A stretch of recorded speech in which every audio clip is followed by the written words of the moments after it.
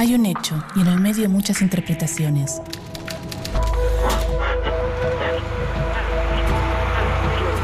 En la calle, en el auto, en la casa, el bar, el trabajo. Hay distintos puntos de vista en el medio de tanta información. Ahí estamos nosotros, en el medio del ruido. En el medio hay un hecho y distintas miradas. En el medio hay un hecho y muchas verdades. En el medio hay mensajes y miradas. Y nosotros estamos ahí. ¿Qué ves? ¿Realidades? ¿Qué escuchas? ¿Verdades? ¿Qué lees?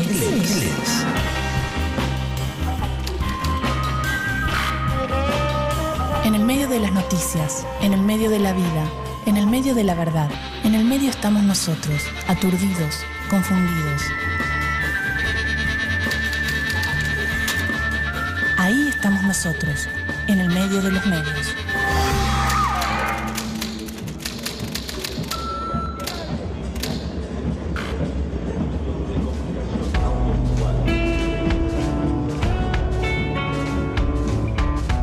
La demanda por una nueva ley de medios agrupó desde 1983 a universidades, sindicatos y organizaciones sociales, detrás de una causa popular pendiente, una efectiva democratización de la comunicación. Sus reclamos y propuestas tomaron cuerpo en la Ley de Servicios de Comunicación Audiovisual, que el Ejecutivo impulsó luego de un inédito proceso de consulta pública, y el Congreso aprobó por una amplia mayoría en octubre de 2009. ¿Qué principios refunda esta nueva ley de la democracia? ¿Y cuáles son las causas profundas de aquellos que se negaron a discutirla y hoy impiden su entrada en vigencia? La Ley de Servicios de Comunicación Audiovisual busca garantizar la libertad de expresión, el derecho a la comunicación de todos los habitantes del país. Es una función primordial del Estado. Como el Estado tiene que garantizar la salud, la educación y tantos otros derechos, también el derecho a la comunicación. Para hacer radio o televisión necesitamos usar un recurso natural, que son las frecuencias del espectro. Esas frecuencias son patrimonio común de la humanidad, son como el aire que respiramos, son de todos, pero los estados tienen que administrarlas. El objetivo principal de la ley de medios, uno la puede resumir en la democratización del acceso a la información.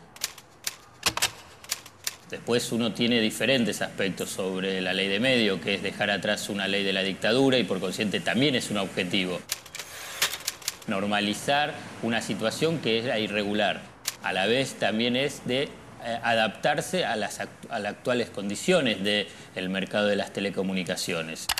Hoy la información en nuestro país se produce, se genera básicamente desde el centro geográfico de Buenos Aires.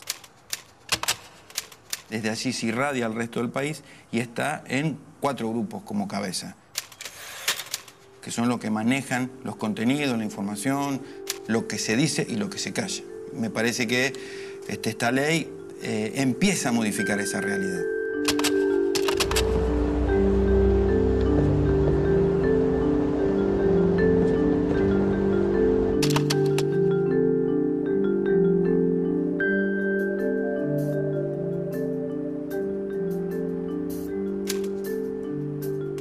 Gabriel. Hola, Cecilia. ¿Cómo estás? ¿Qué haces? ¿Bien? Bien. ¿Y cómo llegamos a la concentración, ¿no? Que un 80% está concentrado en 3 grandes grupos? Porque la ley de la dictadura era censora y restrictiva. La presión de esos grupos hicieron también que esa ley se convierta en monopólica o que dé posibilidades de convertirse en monopolios a partir de los decretos de necesidad de urgencia de la década del 90. Entonces una misma empresa podía tener todo. Y eso atenta contra la libertad de expresión. No es que lo decimos nosotros, lo dice la Declaración de Principio de Libertad de Expresión del Pacto de San José de Costa Rica. Monopolio y oligopolio atentan contra la libertad de expresión. Esta ley de medios está reconocida en los dictámenes de los organismos internacionales de derechos humanos. Está siendo elogiada por el Parlamento Europeo. Está siendo tomada como ejemplo por México, por Brasil, por Ecuador, por Bolivia. Es una ley que tiene el elogio de las 36 universidades públicas y de los casi 40 gremios de la comunicación. No hay una voz que esté en contra de eso. ¿Quiénes están en contra? Los que tienen posiciones dominantes en el mercado. Y otra consecuencia de la ley fue el debate que hubo alrededor.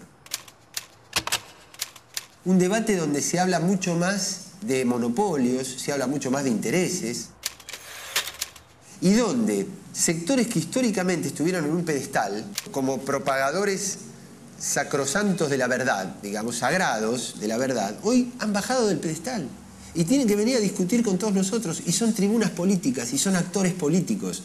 Cada vez más gente sabe que no dicen la verdad, dicen lo que sus intereses les indican que tienen que decir.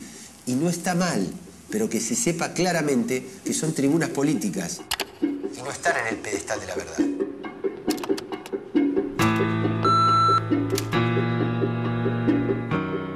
¿Cuáles son los acontecimientos que dieron forma a la Ley 26.522?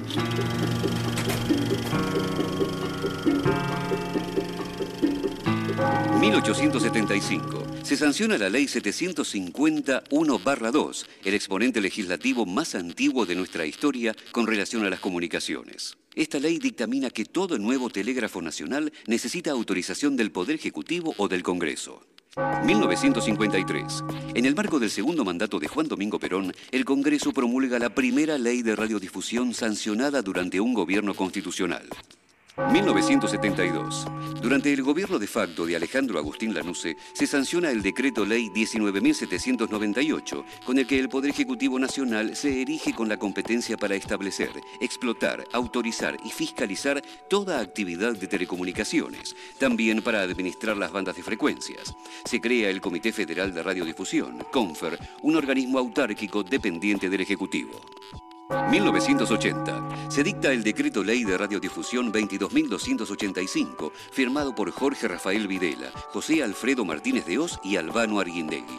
Este decreto ley sigue los preceptos de la Doctrina de Seguridad Nacional para garantizar la adhesión de los contenidos al mandato dictatorial y mantiene un sistema comercial de medios cuyo único nuevo actor no comercial es la Iglesia. 1987. El Ejecutivo conforma el Consejo de Consolidación de la Democracia, conocido como COCODE. Una de sus funciones es elaborar un proyecto de ley de radiodifusión para derogar el decreto ley de la dictadura, pero no llega a concretarse. 1989. El presidente Carlos Menem da comienzo a las privatizaciones con la Ley de Reforma del Estado. Se modifica el artículo 45 del Decreto Ley 22.285. Se privatizan Canal 11 y Canal 13 y se habilita a los dueños de diarios para que sean licenciatarios de medios audiovisuales, algo estrictamente prohibido, por ejemplo, en la legislación de Estados Unidos. 1999. Menem vuelve a cambiar el decreto ley con un decreto que modifica el tope de 4 licencias de radio o televisión por persona física o sociedad comercial. Ahora, cada una puede tener 24 licencias. 2004. Más de 300 organizaciones se reúnen y conforman lo que luego se denomina la Coalición por una Radiodifusión Democrática, que elabora un listado con 21 puntos básicos por el derecho a la comunicación. 2009. Días después de la presentación del anteproyecto de una nueva ley de radiodifusión por parte de la presidenta Cristina Fernández de Kirchner, se inicia en el Chaco el primero de los 24 foros participativos de consulta pública. El 10 de octubre de ese año se sanciona la Ley 26.522 de Servicios de Comunicación Audiovisual.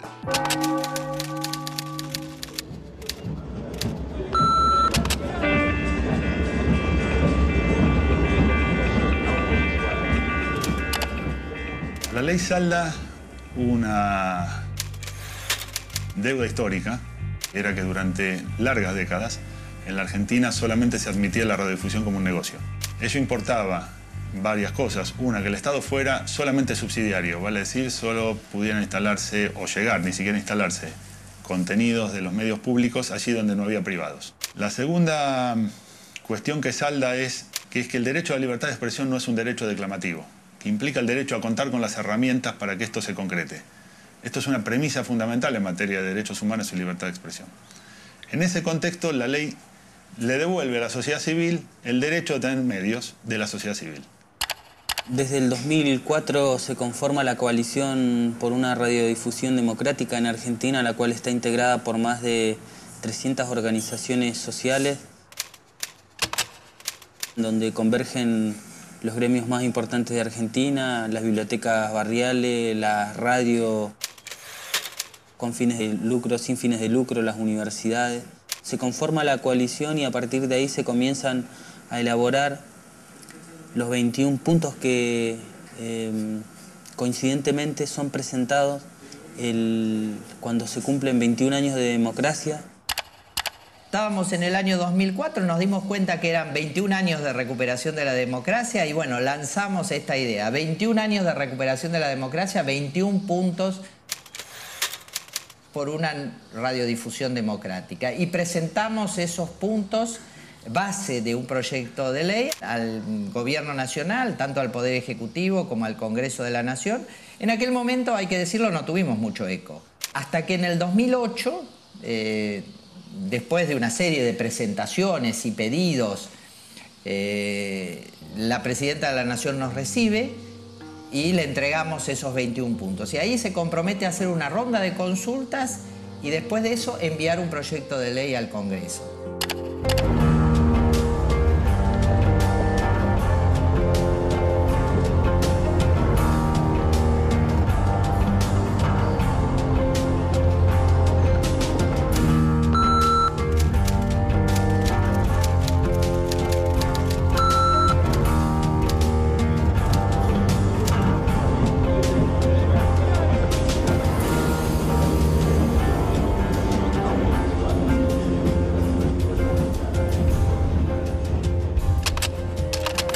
En Estados Unidos, el dueño de un diario no puede tener un canal de televisión en el mismo lugar.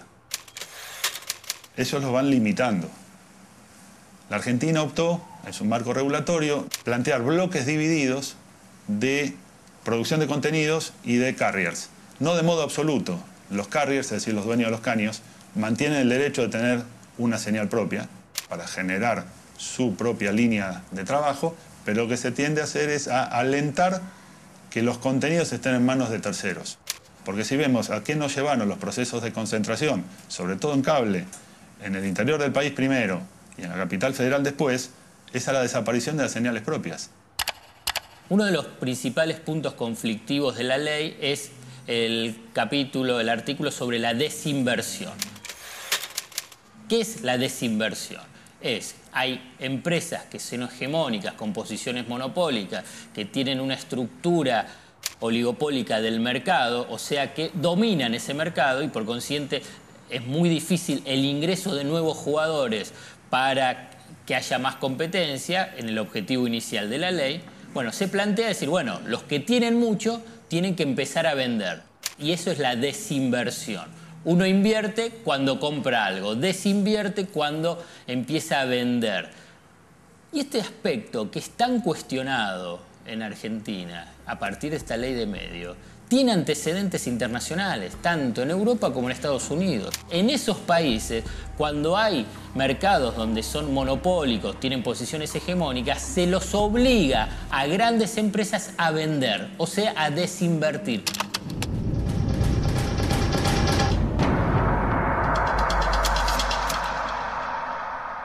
En esta ley más democrática va a haber grupos que hoy concentran mucho que van a tener que desinvertir. ¿Cómo sería eso? ¿Qué establece la ley? La ley establece claramente que puedes tener 10 licencias a nivel nacional y no más de 3 en una misma área de cobertura.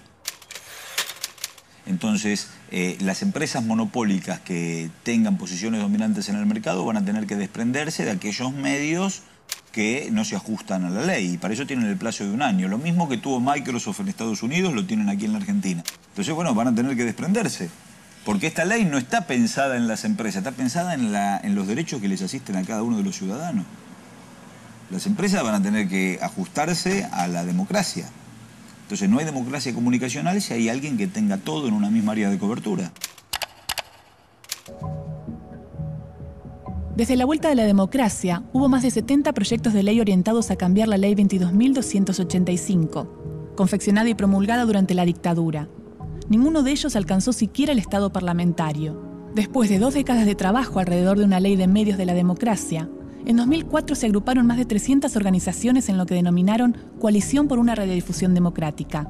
Allí están representados diversos organismos de derechos humanos, universidades, organizaciones sociales y cooperativas, asociaciones de radiodifusoras y radios comunitarias, Abuelas y Madres de Plaza de Mayo, la Central de los Trabajadores Argentinos y el Foro de Radios Comunitarias entre ellos.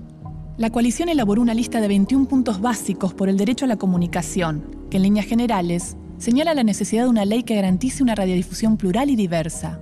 Durante los primeros meses de su presidencia, Cristina Fernández tomó esos puntos como ejes para la elaboración de una nueva ley de servicios de comunicación audiovisual.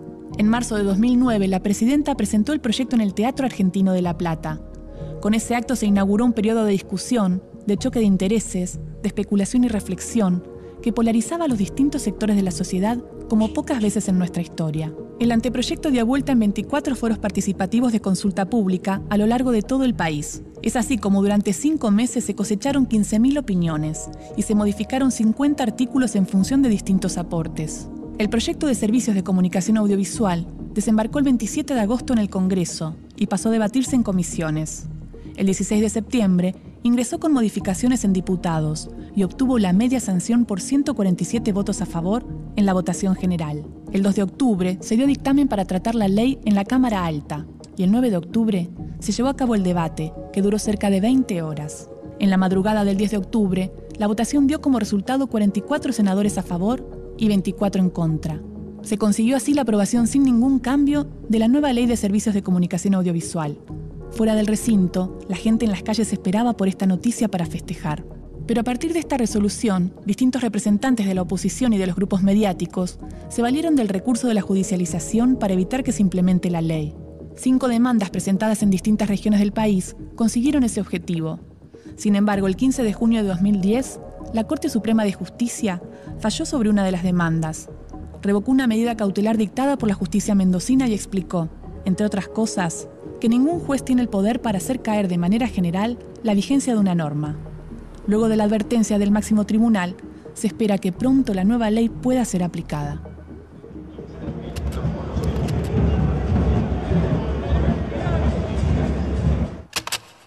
En términos de estándares interamericanos de libertad de expresión, la ley que había dejaba sujetos los servicios a las necesidades de seguridad nacional, sujetos a restricciones genéricas por el Estado, artículo 7 y artículo 14.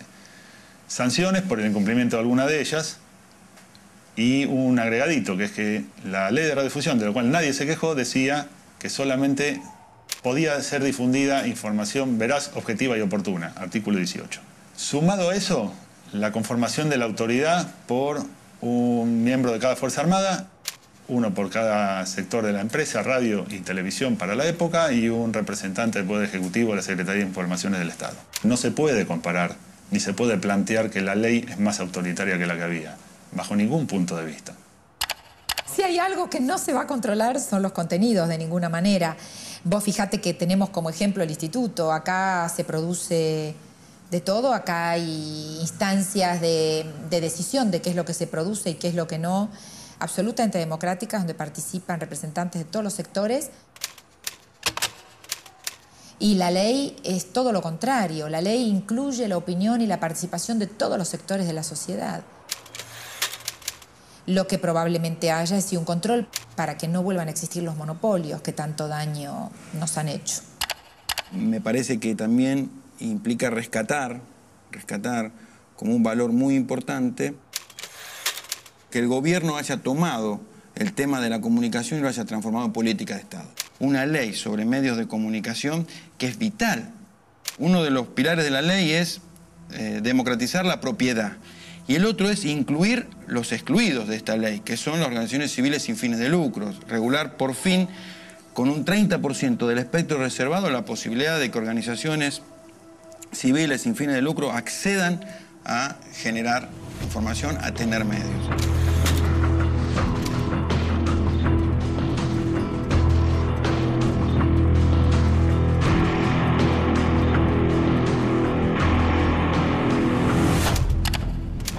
Bueno, la idea que está dentro de la ley, que haya una cuota de contenidos propios, o sea, contenidos nacionales, tiene varias implicancias económicas, sociales y culturales. Las económicas son más que evidentes, que dan más trabajo a productores locales, a profesionales de todos los rubros que participan en el mundo de los medios. Entonces, eso está más que claro. A nivel social es claramente un aspecto de generar puestos de trabajo. Y en el aspecto cultural, me parece que es fundamental, es un aspecto fundamental, es la posibilidad que haya un reflejo de las realidades propias y no la compra de cultura importada. Y por otro lado, todos los canales deben tener un porcentaje de producción nacional y los canales de las provincias del país deben de tener una cantidad, un porcentaje de producción regional, lo cual aumenta enormemente la participación en la producción de toda la población y sobre todo de las pequeñas empresas productoras, que son muy pequeñas, son pymes que, con características muy particulares, que durante el año tienen fijos 3, 4 personas, ese es el promedio de nuestras empresas productoras, y que a veces crecen hasta 300 o 400 personas en los momentos de los rodajes, sobre todo de ficción. Y si imaginamos un país donde la ley se aplique y se democraticen los medios, ¿cómo sería ese país? Un país con pluralidad, con diversidad. Jamás vivimos en ese diseño, pero con múltiples voces, con expresiones de la cultura consideradas. Aquí estamos acostumbrados a mirar desde un sesgo, de un juicio estético de los dueños de los medios y de un discurso único. Se mira con los ojos de un determinado sector. Entonces se descalifica tal música, tal obra, tal mirada, tal acento, porque se califica desde un lugar.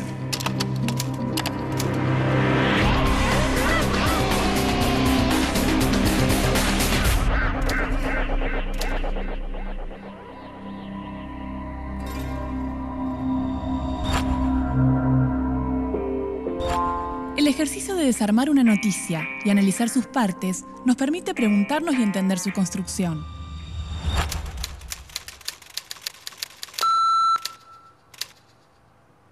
La nueva ley de medios figuró entre los temas protagónicos del año 2009 y ocupó lugares centrales en la prensa gráfica y audiovisual. Buena parte de la sociedad conoció algunos de sus puntos claves, pero ¿de dónde recabamos la información? ¿Qué enunciaban los grandes medios respecto de la nueva ley?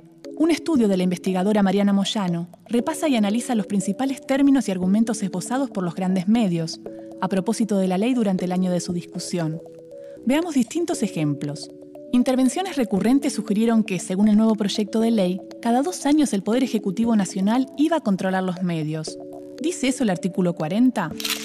Esto no es así, y está clarísimo en el artículo 40 del proyecto de ley, que lo que plantea es que se revisarán la adecuación tecnológica en virtud de las nuevas tecnologías, y dice el artículo, preservando los derechos de los titulares de las licencias. De todas maneras, por si quedara alguna duda, lo que el artículo también plantea es que esta revisión tecnológica será previamente ratificada por la Comisión Bicameral, es decir, no por el Poder Ejecutivo Nacional.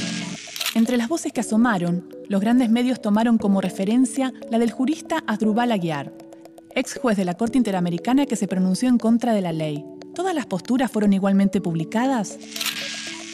Es paradójico cómo algunas voces tienen espacio en los grandes medios de comunicación y sin embargo ha sido silenciado, cuando no estigmatizado, nada más y nada menos que Frank LaRue, que es el relator especial para la libertad de expresión de Naciones Unidas. Él justamente parece haber sido silenciado porque se manifestó a favor del proyecto y a favor del proceso de debate de ese proyecto. Posturas opositoras al proyecto remarcaban también que esta nueva ley no hablaba de libertad de expresión. ¿Esto es efectivamente así? En el artículo 2 del proyecto se habla del derecho humano inalienable a la expresión y también se dice que el Estado debe salvaguardar la libertad de expresión. La ley actual en ningún momento menciona la libertad de expresión. Como vemos, frente a cada opinión hay otra. Cada interpretación de una ley marca un punto de vista. No se trata de que no se pueda hablar, al contrario. Se trata de que haya cada vez más miradas e interpretaciones.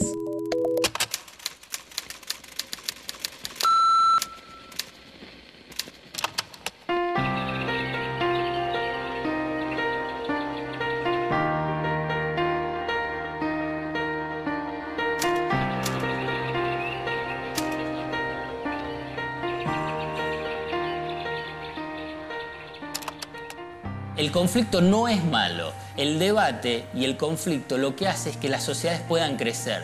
Y entonces, ¿cómo es que se genera debate y conflicto? es cuando empieza a haber más voces. Si hay una sola voz, no hay debate.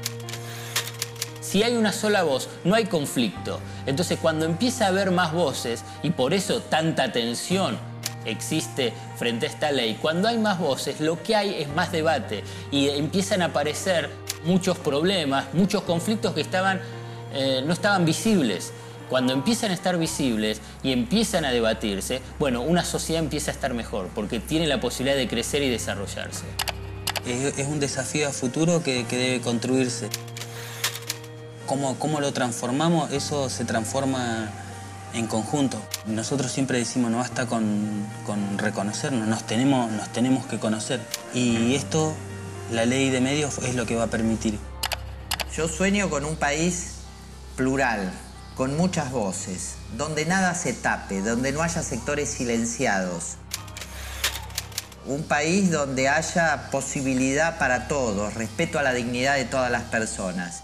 Y desde cada uno de los rincones de nuestro país, sus pobladores puedan sentirse argentinos y decirles al resto de los argentinos y argentinas lo que sueñan, lo que quieren, lo que necesitan, lo que proyectan.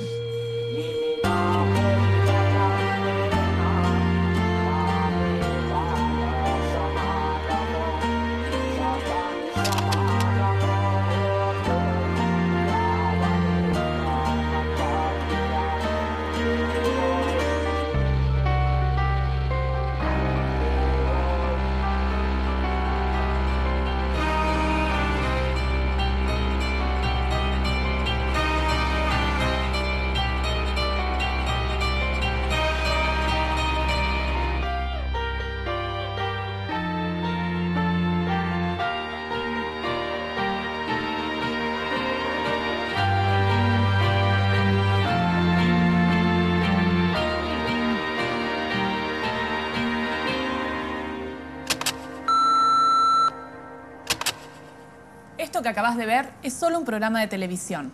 Una visión, una opinión, nuestra interpretación de la realidad. Es nuestra verdad, pero no es la única. Hay diferentes miradas sobre los hechos. Nosotros elegimos qué contarte y cómo. Seleccionamos imágenes y testimonios, como lo hacen los medios, que de un hecho construyen la noticia. Los medios de comunicación eligen qué contarte y son responsables de lo que dicen. Como nosotros, somos los responsables de lo que dijimos en este programa.